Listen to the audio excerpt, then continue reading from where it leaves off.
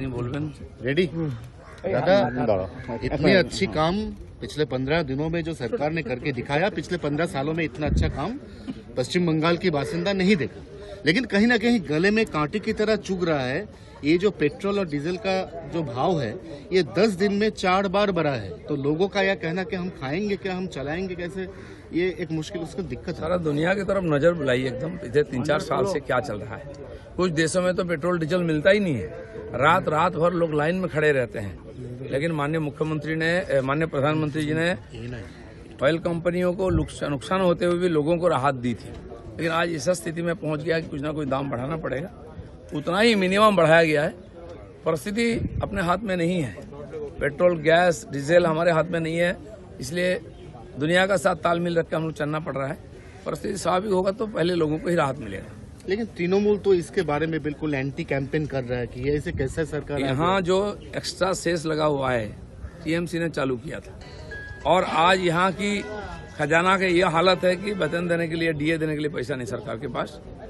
उसका भी हम लोग रास्ता निकाल रहे हैं। माननीय मुख्यमंत्री केंद्र सरकार के साथ बात कर रहे हैं, उसका समाधान निकले। दूसरा जो काम बाकी था, चाहे जीआरएमजी हो, आवास योजना का काम बाकी था, वो शुरू हो जाएगा। उसके लिए फंड भी आ रहा है, बाकी भी शुरू होगा। विशेष परिस्थिति है दुनिया की, और हमारी बंगाल की भी स्थिति थोड़ा नाजुक है, इसलिए थोड़ा समय इंतजार करना पड़ेगा, थोड़ी सी सेक्रीफाइस करनी पड़ेगी। दादा, ममता बनर्जी ने कल एक फेसबुक में उन्होंने बताया कि जून के महीने में इंडिया के जो गठबंधन है उसको शुरू किया जाए। ममता बनर्जी को अब स्थिति है कि पब्लिक के सामने आने की हिम्मत नहीं हो रही है, इसलिए फेसबुक में आपको लाइव करना पड़ रहा है, मैसेज देना पड़ रहा है।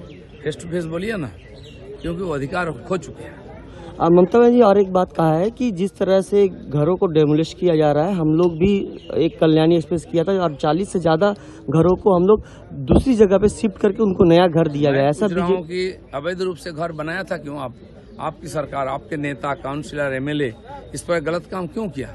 अतिक्रमण क्यों किया सरकारी जगह पर, पब्लिक के जगह पर, और वहाँ घर बना लिए, पेट्रोल पंप बना लिए, ईंट भट्टा बना लिए।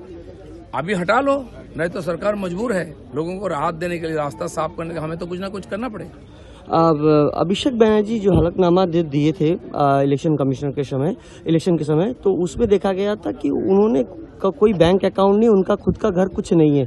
तो जो पार्लियामेंट से सैलरी मिलती है और जो ये उनका रहन सहन, गाड़ी, मोबाइल, कपड़े, ये क्या बिना अकाउंट के चलता है क्या? उनका कैश चलता है? लोग जानते हैं यहाँ का बालू का पैसा कहाँ जाता है, कोयले का, गाय तस्करी का। ज्यादा सच्चाई मत दिखाइए, जो वास्तव वही बोलिए। आज आपका घर तोड़ रहा है तो आप क्यों लोगों के पास अपील कर रहे हैं?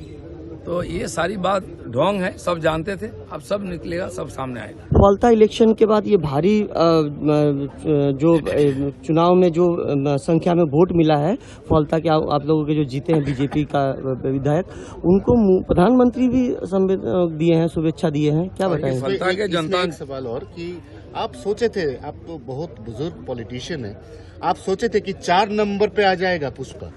अगर ये चुनाव पहले से फ्री फेयर इलेक्शन होता, एसआईआर में जो नाम कट गया और नहीं रहता, तो एक ही चुनाव जो जीता था टीएमसी का, उसके बाद 2 चुनाव नहीं जीतता। सीपीएम भी इसी का आधार पर जीतता था।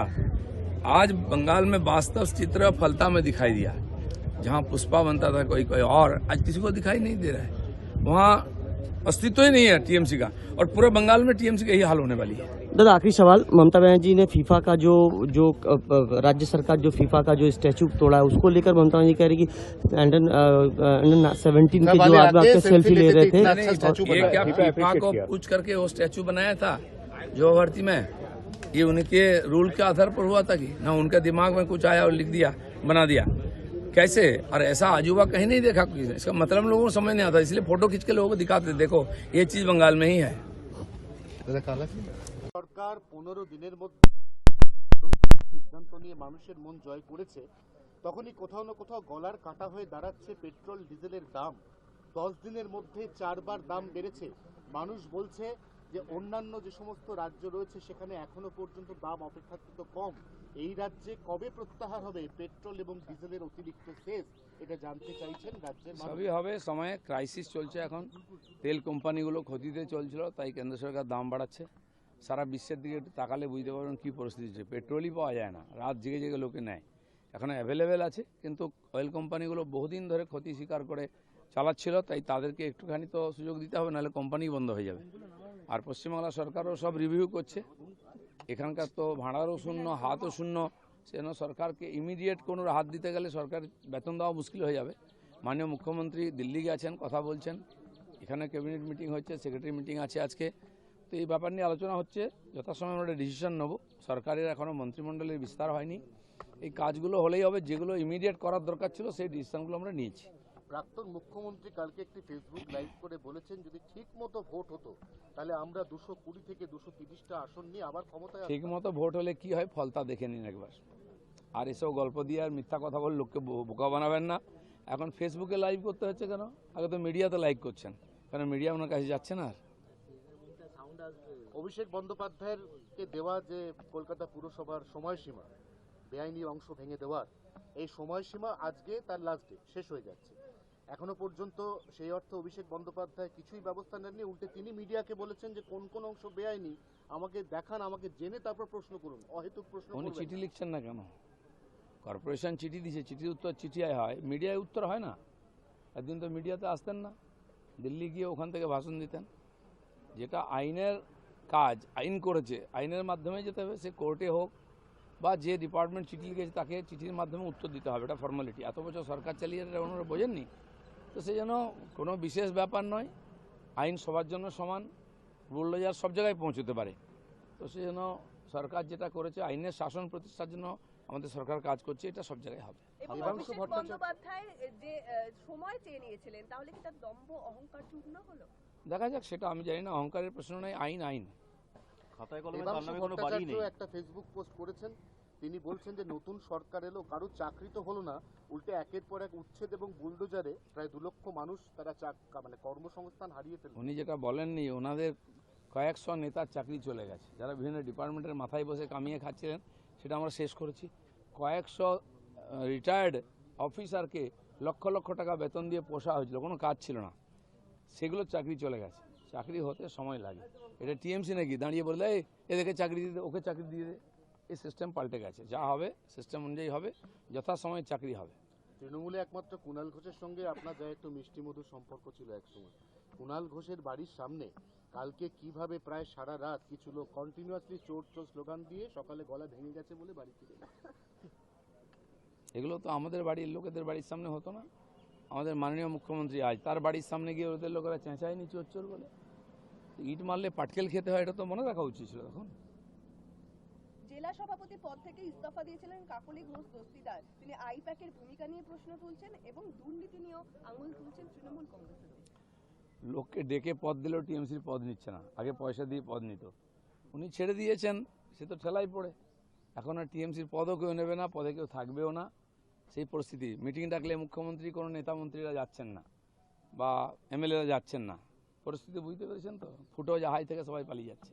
যুবভারতীর সামনে ওই যে আখাম্বা মূর্তিটা ছিল, কালকে প্রাক্তন মুখ্যমন্ত্রী দাবি করেছেন ওই মূর্তিটা ফিফা থেকে নাকি লোক এসে এসে সব সেলফি তুলে যেত, ওটাকেও জোর করে ভেঙে দিয়েছে, উনি ব্যথিত। হতে পারে, এরকম আজব জিনিস দুনিয়াতে কেউ কখনো দেখেনি তো, তাই সেলফি নেয় ওটা। উনি কি সেলফি নিয়েছেন ওর মধ্যে? উনি ডিজাইন করেছেন নাকি? ভয়ঙ্কর ভয়ঙ্কর সব আজব আজব ছবি তিনি আঁকতেন। দুরন্ত ট্রেন চালু হলো, তাতে ওনার আঁকা ছবি পোস্ট হয়েছে, তার মানে আমরা আজ পর্যন্ত বা কোনো শিল্পী বুঝতে পারিনি। বাকি বহু জায়গায় আমি দেখেছি কার্ড আসতো, সেখানে তার ছবি আঁকা থাকতো, সেটা কি এঁকেছেন আমি জানি না, তিনি জানেন কিনা। তার কবিতার মানে আজ পর্যন্ত কেউ উদ্ধার করতে পারলো না। তো এই ধরনের আজব জিনিস পশ্চিমবাংলায় কেন মানুষের লোকে নিজের ব্রেনের উপরে চাপ নেবে এগুলো দেখে? নামাজ পড়া হবে ব্রিগেডের ময়দানে, এবারে রেড রোডে নয়।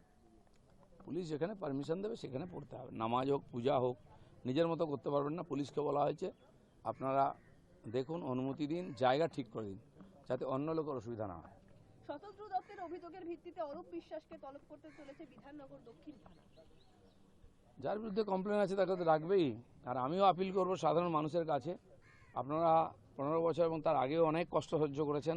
বহু লোকের বাড়ি দখল হয়ে গেছে, দোকান দখল হয়েছে, পুকুর, ইটভাটা, পেট্রোল পাম্প, এসব দখল করে বসে আছে অনেক লোক। আপনারা কমপ্লেন করুন পুলিশের কাছে, আর পুলিশ কাজ না করলে সেটা আমাদেরকে বলুন, সমস্ত সমাধান হবে।